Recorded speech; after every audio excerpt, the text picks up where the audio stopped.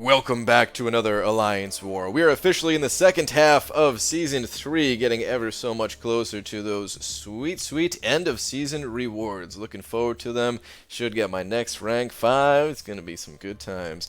Fort Loki is taking on BKS this war, and I'm not going to waste any time. Let's just go ahead and boost up and get to work. Popping on a health boost, champion boost, and attack boost. I have another 565 Domino on my path, and the fight went fairly well last time, so I'm not quite going in with the biggest boost available, but still boosting up a pretty decent amount. This first node is going to be Enhanced Special 1 and Limber, and it is a 6-star champion, 6-star mutant champion with a persistent charge, so and they're unawakened, so yeah, this is going to be a bishop here. And I'm also going to throw on an invulnerability boost, not for this fight. I have no worries about fighting Bishop. I feel pretty comfortable fighting Bishop overall. But this is going to last me until the Domino fight, and in case I slip up against this fight, well, I mean, I might as well have the boost on, right? Why not? So, alright, Bishop, I'm actually trying to bait out some heavy attacks early on here. He doesn't deal a whole lot of damage through block if he doesn't have any Furies, and I rather save my parries for when I need them, just because this node does have Limber. And you're going to see here, I try to push him to his L2. The L2 is pretty easy to dodge if you just wait for the beam to first touch you and then evade it. But the L1 is pretty annoying. I try to evade the last shot, but that's usually it. And I don't even try to punish afterwards. I just wait to get an opening, wait to parry him. Now at this point I was kind of waiting for the degen just to finish him off. You can see he was dropping pretty quick. But I thought about it and I was thinking, man, if he's building up Furies, and if I mess up dashing back and he dashes in and tags me, that's not going to be a good time. So let me just parry, and I'll take a little bit of chip damage, but it'll end the fight that much easier. Alright, so we got another Yondu on Stun, Immune, and Bane, and I'm trying to get him to throw a heavy attack without him making contact with me, essentially. But he wasn't going for it, so figured, you know what, let me not get backed too far in the corner. Let me just stand here and bait out a heavy and hope that the arrow does not hit me and that I don't have to take any of that bleed damage. I have 0 points in Coagulate right now with Coagulate maxed out like I had last season. And especially I had class advantage last season with Medusa. Getting hit by the arrow wasn't that big a deal. But with the Void here, it actually does a decent amount of damage.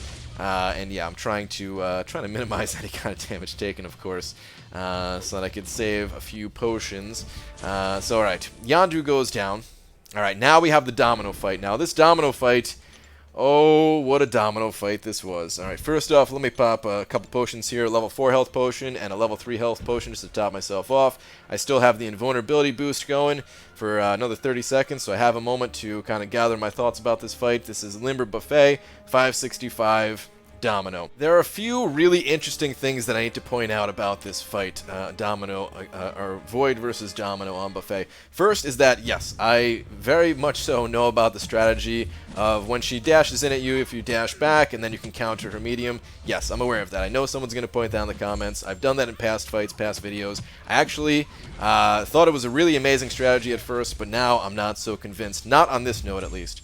So, the biggest threat I have against Domino is just getting backed up against the wall. If she doesn't throw her specials, I get backed up against the wall, I'm not going to have a good time. So, I found just baiting out heavy attacks, and just keeps her pushed to the right side of the screen a little bit more than if I was dashing back and then waiting for her to dash back at me, I dash back again, and then start my combo. So, I rather just play the way that I'm playing right here. The second thing I want to point out is that I don't want to get 6 debuffs on Domino. I really don't want to get 6 debuffs on Domino. The biggest source of my damage in this fight is those debuffs. I'm not trying to play this fight in the way that, I'm putting petrified debuffs on her and then having her kill herself with the reversed healing. I'm not doing that. I'm really just trying to have the degen do all the work for me. Plus, she can't shrug off these debuffs, but as they're converting to Fear of the Void, it can fail to convert, and then all the debuffs, they go bye-bye. So yeah, I'm trying not to do that. That's why I didn't throw another L1. I did throw the L1 at the beginning just to get the ball rolling, get the degen going, but that's it. Alright, now watch this. She's ticking down. Her health is about to drop down to 1%. What's going to happen is she's going to evade one of my attacks, and I'm going to trigger the Unstoppable buff. and that's actually going to heal her up, because simultaneously while this is happening, while I gain that unstoppable from my unfazed mastery, Fear of the Void failed to convert. All that damage gone. Now look at my health. I'm above 60% health right now. I would have ended the fight right there with a pretty decent health total.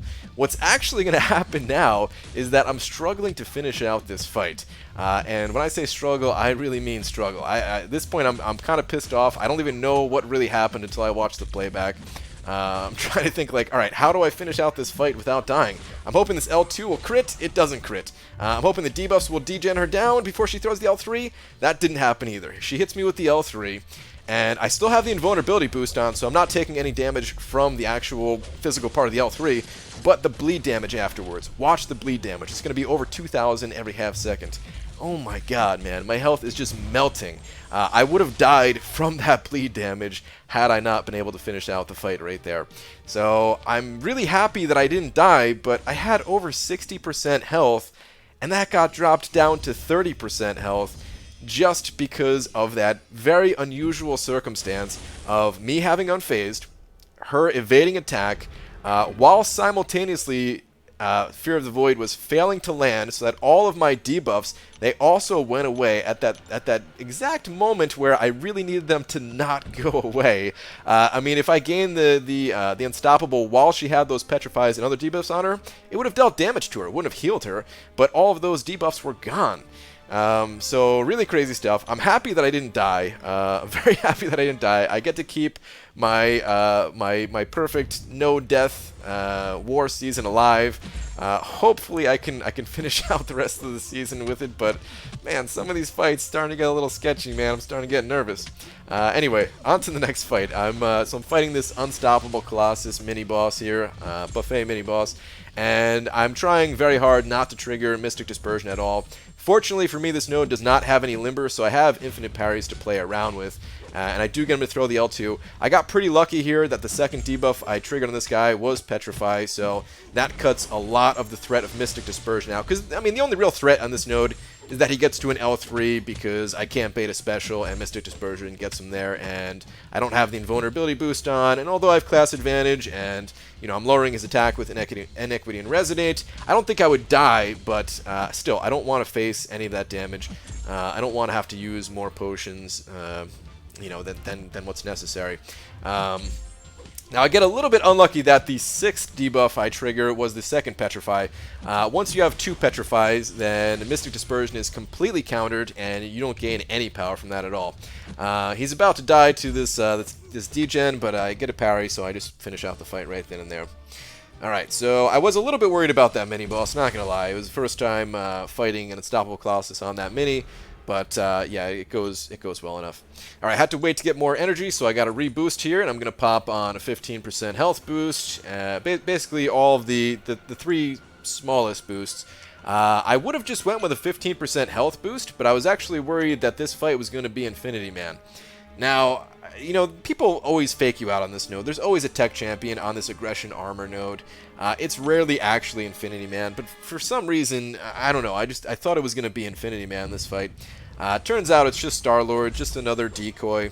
And Starlord, of course, you know, everybody knows how to fight Starlord, so I wasn't worried at all once I saw this guy. I mean, I know how to fight Infinity Man too, it's just I like to have the extra cushion of those boosts. Just because I actually don't fight him that much, you know? I wish people were still putting Infinity Man on this node just so I can get that experience and get my comfort level of fighting him up.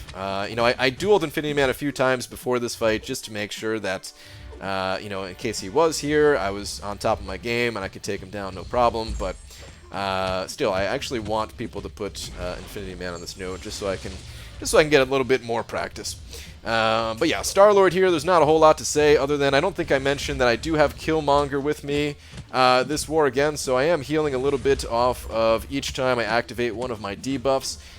It's not a lot of healing, but you know, 1%, it adds up when you land, like, you know, I've already landed 6 debuffs this fight. The L2 debuffs don't actually count for anything, but I'm already at 100% health, so I didn't want to wait to throw another L1. It's just the L1 debuffs and the debuffs that get automatically applied from the timer that heal you.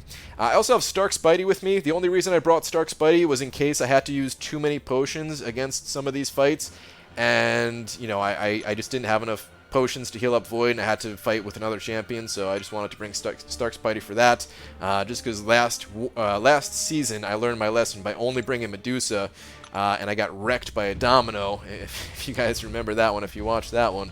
I got absolutely slaughtered by a Domino, and healing up, I itemed out and almost was unable to finish my path, and we didn't have backup available or anything like that, so it would have been pretty embarrassing if that happened. So yeah, trying to avoid that at all costs. Now this Iceman here, I was thinking it might be Iceman. There was a few different possibilities for a mutant champion on this node, and I was thinking it was going to be Iceman. I feel pretty comfortable fighting Iceman, although, as I say that, you just saw I got absolutely wrecked. I didn't realize that his ice armor was up, and I parry stunned him, and I was like, okay, cool. Let me get my regular 5-hit combo in, something that I'm sure many of us have done on an occasion or two. Normally, I'm pretty good about watching out for that kind of thing, but, you know, mistakes happen.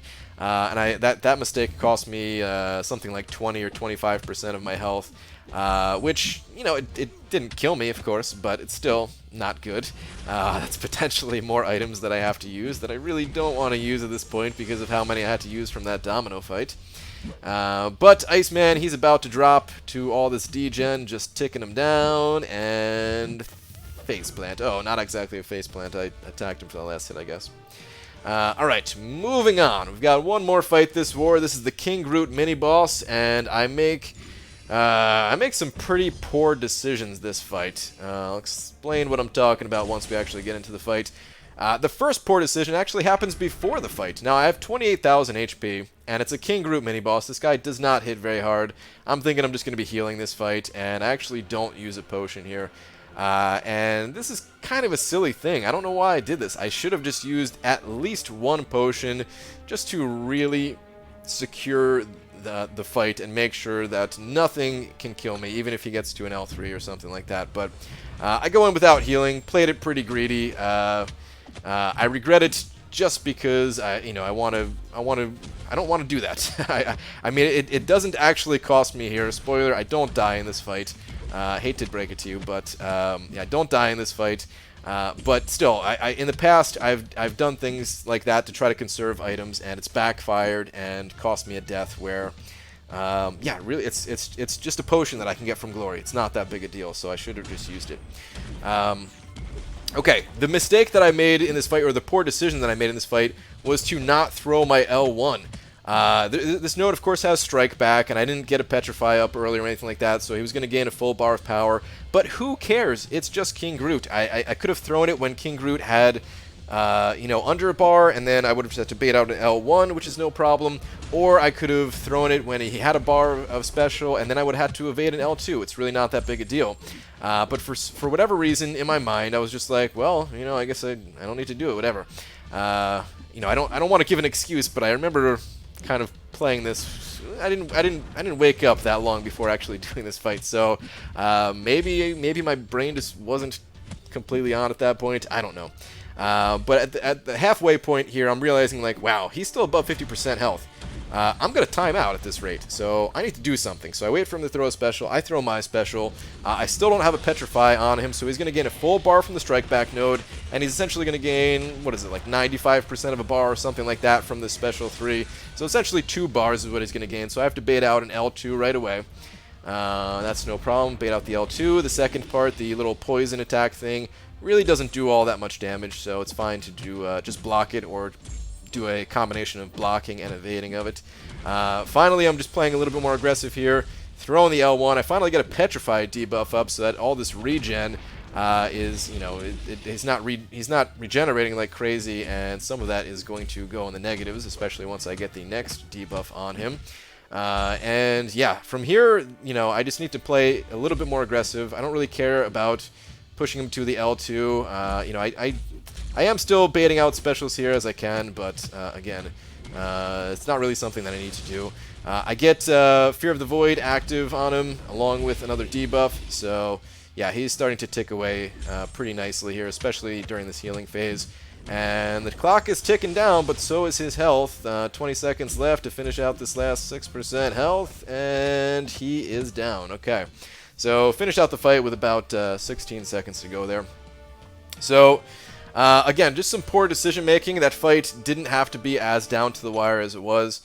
Something that I'm definitely going to learn from for the next war. That's the good part about watching back these wars and really analyzing your fights. Even if you don't die, you can still, like, people still make mistakes. Even if you get through a war without dying, chances are you slipped up and made some errors somewhere that you can kind of correct next time and prevent a future death, so or future timeout. So, you know, I definitely learned my lesson there, and we'll play a little bit differently next time I find a King Groot on that node. But in any case, for Loki, we did take the victory here. It was a good war to you guys over in BKS. And thank you very much for watching, everyone. I will see you guys in the next video. Take care.